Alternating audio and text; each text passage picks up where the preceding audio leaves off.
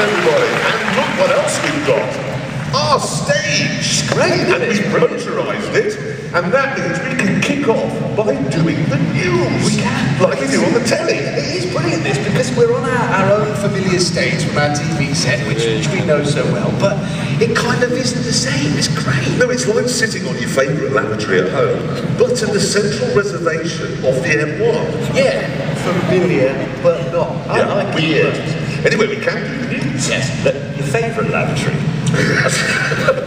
Anyway, ladies and gentlemen, let's do the news. And the news is news of all the things we've been doing since we were last on air. What have I done? I've driven an electric supercar with a rock god. It was good. I've been to America and I drove a NASCAR. It was amazing. You'll see it on the next series. I've mostly been in the newspapers. Yeah, they've got it into their heads that I'm Silvio Berlusconi. What? You've bankrupted Italy? No. You've had a hair transplant. No. I'll tell you what it was. I was planning to do an item about old Fords. Rang somebody up and said, could you send over an 18-year-old Escort? And they've got... It did come as a big surprise to James and me, all this press stuff, because, well, we've known for years that he's gay. Haven't. Only one of us arrived this morning wearing leather trousers. Because I arrived on a motorcycle, that's what you wear. And the only reason you have a motorcycle is because you like to wear leather. Anyway, more news.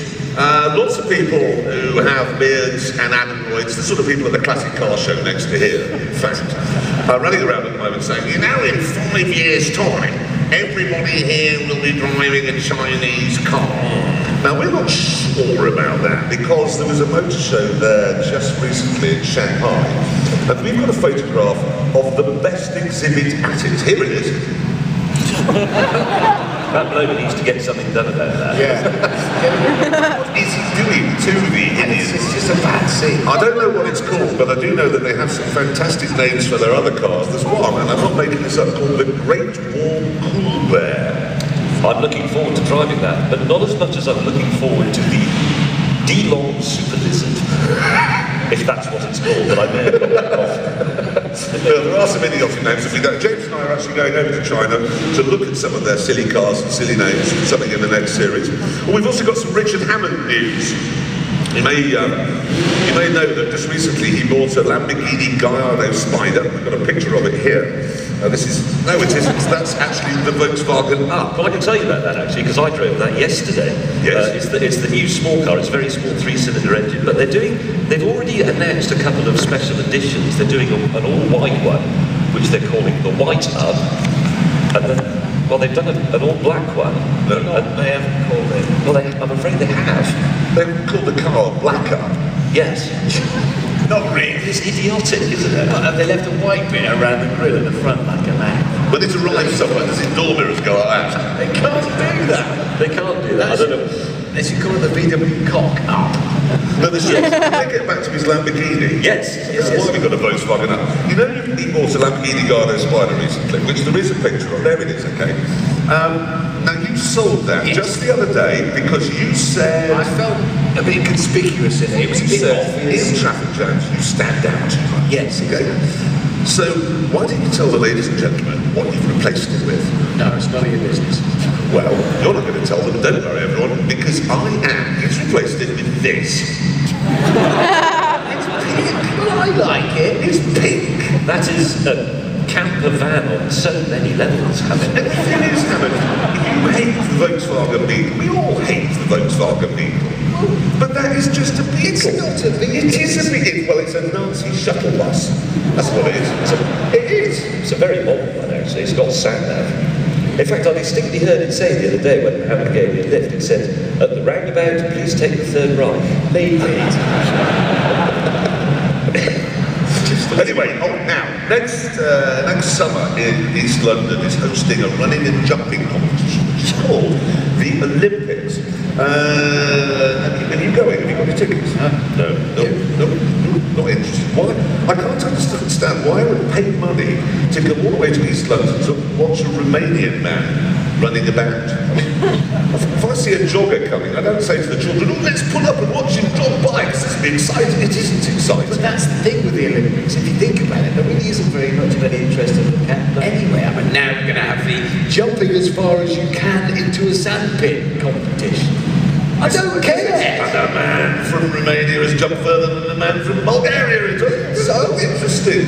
I can't imagine going all the way to an arena and sitting down to watch a Russian man whirl round and round 3 times and then throw a saucer away for no... It has no application in real life. What about them picking up something that's very heavy and then putting it down again? Putting it down exactly where it was to start with. If you had something like a piano, that would be quite interesting to watch. Moving a piano up a spiral staircase, that's something worth doing. Exactly. So as you can probably tell, we're not fans of the Olympics, which is why we've decided with this show that we have lined up for you today to see if we can do a better version with cars. Now obviously, the Olympics has an opening ceremony, and we know that's going to be terrible because Boris Johnson has already said it'll be sustainable and eco, and it'll just be people in yurts eating peace, nuclear-free South African stuff. It'll be terrible.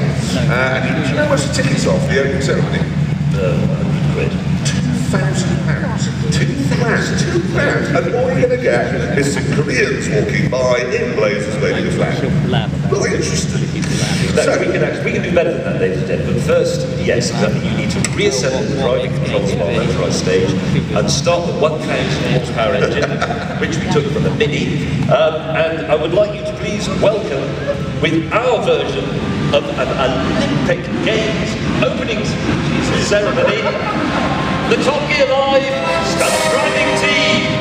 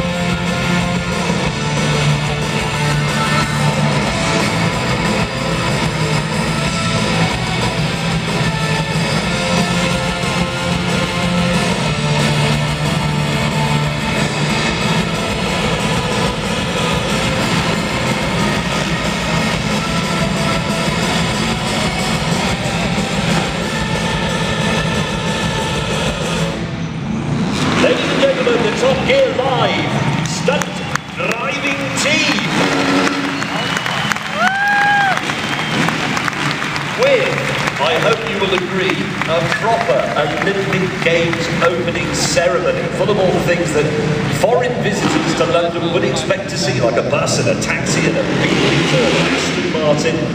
That is what you get with our version. Yes. The Olympic Games. Olympic flame. We didn't have just a bloke carrying a match to light a Bunsen burner. We set everything on fire, including the rally cars. Absolutely. Now, anyway, it is time for our first event. And Hammond, let me ask you, what sport isn't in the Olympic Games but should be? I don't know. Bar brawling. No. Well, hide and seek. No.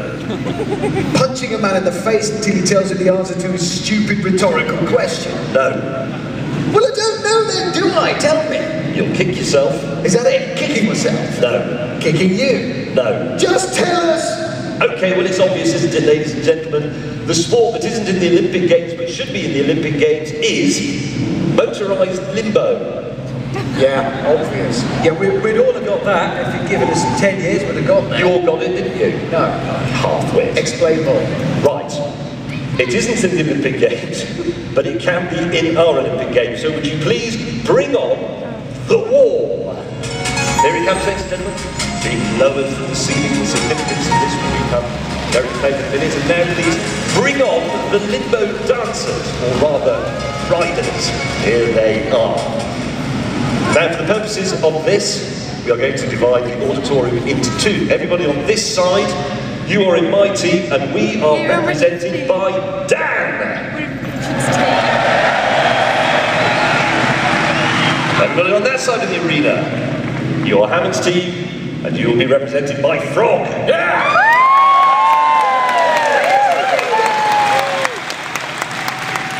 Right, here's how it works. Motorcyclist goes down there, drives up the ramp and jumps through the gap, one at a time, but on every go, the gap in the wall gets smaller by 1 metre. You see, it's like limbo dancing. Hammond, you're first, Frog. Okay, right, team, we are first. Make some noise for our rider Frog, and away you go, let's get on with it.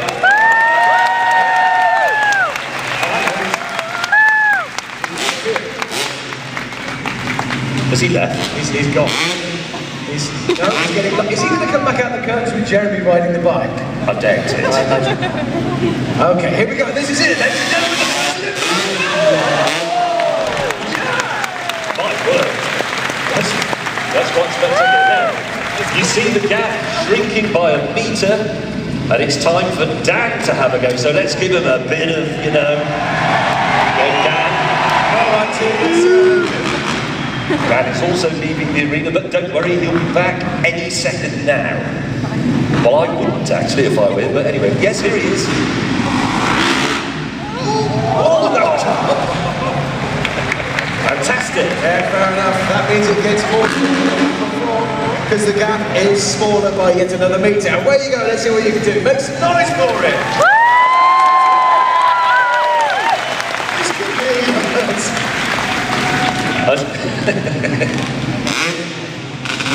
Getting lined up. I'm not sure if that was the engine or just the Frog having a bit of a moment. But... Right, we go. Make some noise. Jump. Now that's up to. Right, is the gap closing? The gap is closing. This is getting very tricky now. Can we have a bit more noise for Dan? I feel that Hammond's team is getting more noise. Thank you very much. Big piece coming down. Oh, Dan. Dan is in there. Oh, it's taking his head clean off. Hang on, I reckon we can have another go. Frog, can you do another go at that? If that gets narrower, do you reckon you can do it? Yeah, you can. Away you go.